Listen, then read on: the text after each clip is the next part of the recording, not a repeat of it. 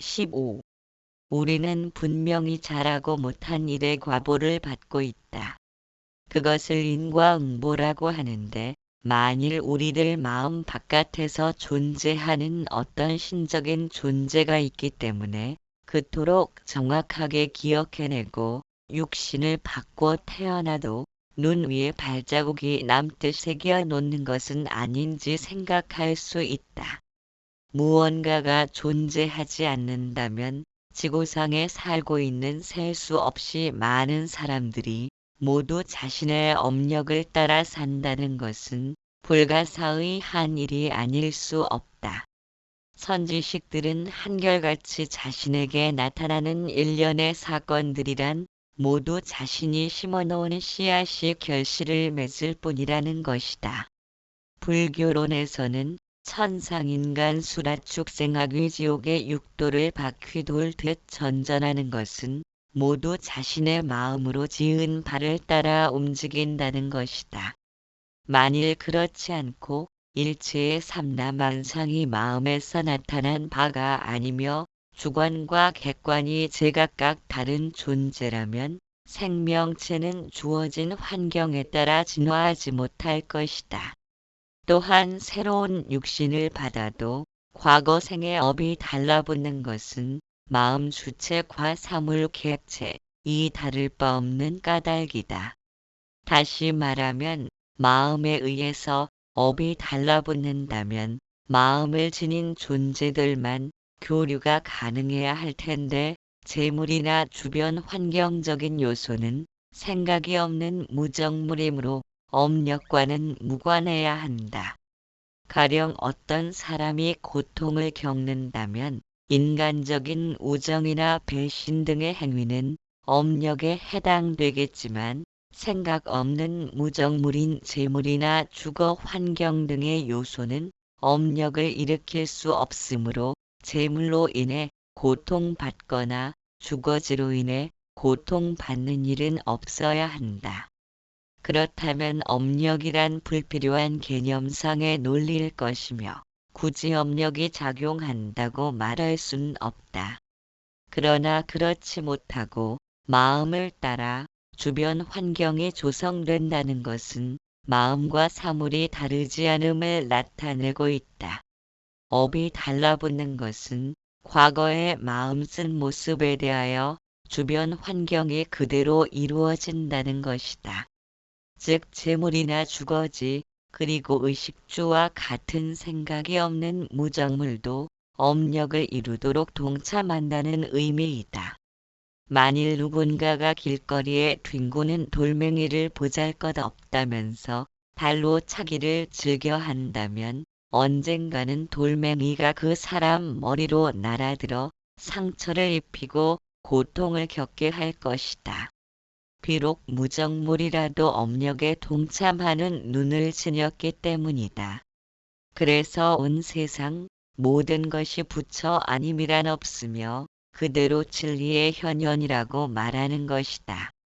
이러한 원리는 마음과 사물이 다르지 않음을 나타내는 것이며 동굴 속에서 살아가는 생물은 빛이 없이 눈은 필요치 않으므로 눈은 퇴화되고 빛이 없어도 사물을 느끼는 감각이 발달하게 된다. 박쥐는 눈이 거의 먼 상태이므로 귀에서 나오는 초음파를 통해 사물을 인식하면서 아무런 지장 없이 먹이 활동을 하고 있다. 바깥 사물이 안에서 일으키는 마음과 전혀 별개로 존재한다면 환경에 적응하는 생명체의 진화는 일어나지 않을 것이다. 마음과 사물이 제각각 존재한다면 마음먹은 업종자가 잠재의식에 각인되더라도 무정물에 해당되는 주변 환경에 영향을 미칠 수 없다면 아무런 소용없는 업종자일 뿐이다. 그러나 마음과 사물이 다를 바 없으므로 업력을 따라 살고 생명체의 진화가 가능하다. 천상과 지옥을 오르내리는 것도 존재계가 일일이 한 사람 한 사람을 쫓아다니며 선과 악을 점검하고 기록해서 천상과 지옥으로 보내는 것이 아니라 마음의 훈습된 바에 따라서 육도를 윤회하고 있다. 천상은 가장 위쪽에 자리 잡고 있고 지옥은 가장 아래쪽에 자리 잡고 있다. 불은 위로 쬐오르며 물은 아래로 흘러내리기에 불은 천상이고 물은 지옥을 상징한다.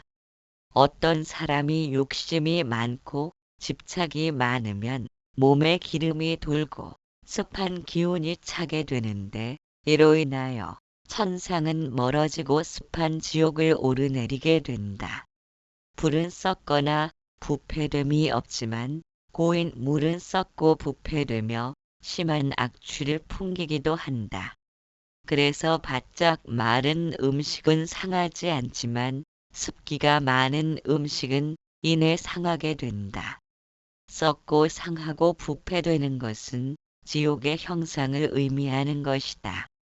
마음으로 애욕을 많이 생각하면 물기가 생기고 정액이 만들어지면서 축축한 기운이 생겨나므로 습한 업종자가 아뢰야식에 훈습되어 천상으로 향하지 못하고 하급 인간계나 축생 악귀 등으로 흘러내리게 된다.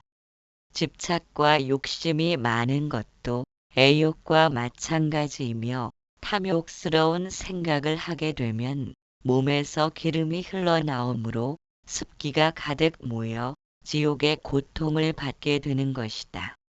분노를 일으킴도 물의 순환을 빠르게 하기에 식은 땀이 흐르고 타는 듯한 갈증이 습한 기운을 더욱 필요로 한다. 반면에 성인의 말씀을 많이 듣고 경전을 외우고 성인을 우러러 찬탄하면서 세간의 일체법이 마음으로 생겨났음을 알아서 욕심과 집착을 멀리하면 몸에 있던 습기가 사라지므로 몸과 마음이 늘 가볍고 편안하며 불은 위로 쬐오르는 특성을 따라 천상에 오르거나 상급 인간계에 태어나 삶에 찌들지 않고 못 중생들을 이끌고 교화하면서 밝고 수려한 삶을 살게 되는 것이다. 이것은 모두 자신의 마음을 따라 이루어지는 것으로서 마음 바깥에서 도를 구하고자 하면 구할리 만무한 것이다. 일체법은 모두가 마음에서 나타난 바를 있는 그대로 삶에 반영되고 있음을 염두하여 몸에서 기름이 돌고 마음에서 비가 내리지 않도록 소견이 잘못된 마구니를 잘 보호하고 구원하면서 큰 허물을 짓지 말게 하며 긍정적인 삶의 태도로 집착과 욕심을 멀리하는 것이 개운의 비결일 것이다. 소견이 잘못된 마구니가 들어차서 헐뜯고 악행을 저지르면 후회할 일이 많게 되며 마음에서 비가 내리는 것과 같아 습한 기운을 따라 고통과 번뇌가 많은 삶으로 이끌려가게 된다. 이것은 모두 마음으로 짓는 바를 따라 변화하므로 말과 행동이 정직하고 올바른 삶이 가장 수승한 법이 아닐 수 없다. 또한 지혜의 안목을 갖추어야 하는데 지혜란 이 세상 온갖 것은 실제하는 바가 없음을 비추는 눈이다. 거울은 분별함이 없이 나타난 그대로 모든 영상을 비추지만 그것은 그림자와 같아 영상상도 아니지만 눈에 보이므로 영상이 아닌 것도 아니다. 어리석은 사람은 영상을 보면서 이것과 저것으로 분별하여 좋고 나쁜 등의 갖가지로 상을 취하여 욕망과 분노를 일으킨다. 그것은 지혜가 없는 탓으로 온갖 삼라만상이 자기 마음에서 나타난 것인 줄 알지 못한 탓에 갖가지 형상에서 같고 다름 있고 없음, 좋고 나쁘다는 상상에 집착하는 까닭이다.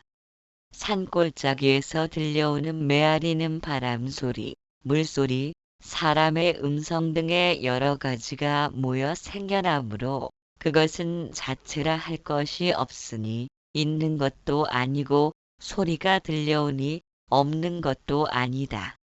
그러므로 영상을 보되 영상이라 할 것도 없고 소리를 듣되 소리라 할 것이 없는데도 마음으로 분별하는 훈습의 힘 때문에 같고 다름, 있고 없음 등의 견해를 일으킨다. 초목이 없는 곳에 햇빛이 비추면 아지랑이가 물결처럼 움직이지만 그것은 있는 것도 아니고 없는 것도 아니다. 마치 꿈이란 있음도 아니고 없음도 아닌 바와 같이 일체가 자기 마음으로 나타났음을 알지 못해 일으킨 전도된 생각은 비교하며 의도를 지닌 까닭의 뜻을 이루면 좋다 하고 이루지 못하면 나쁘다 하면서 스스로 지혜의 안목을 가로막고 있다. 나무로 만든 사람 인형을 걷게 하고 말하면서 움직이는 것은 조종하는 사람이 줄과 기계 장치의 힘 때문인데 지혜 없는 사람은 나무 인형이 움직이는 것을 진실이라고 생각하듯 같고 다름, 있고 없음 등에 대하여 자신의 견해를 일으키며 허망한 말에 집착한다. 이와 같이 오랜 세월부터 옳고 그름을 분별하는 희론의 악습에 훈습되어 헛된 욕망을 일으키기 때문에 인간은 천상 인간수라 축생 악귀 지옥의 육도를 바퀴 돌듯 전전하는 것은 모두 자신의 마음으로 지은 바를 따라 움직이는 것이며 그것을 주관하는 절대자는 따로 없는 것이다. 만일 절대자가 존재한다면 인간은 자신의 마음을 벗어나 절대자에게 눈을 돌릴 것이다. 그것은 주인 앞에 무릎 꿇는 낙타처럼 순종을 통해 안일함을 보장받겠지만 일체의 삼라만상이란 모두가 자기 마음에서 나타났음을 아는 존재의 본질을 보는 궁극적인 인간 완성의 경지는 불가능하다. 그래서 몇천 년을 이어온 종교라 할지라도 자신의 마음을 벗어나 다른 무엇에게 의지하고 귀의한다면 깨달은 성인을 단 한 명도 배출하지 못하게 된다. 그래서 붓다는 유일신 사상을 거부하였고 인도를 건너 중국에서 꽃 피우게 된 것이리라.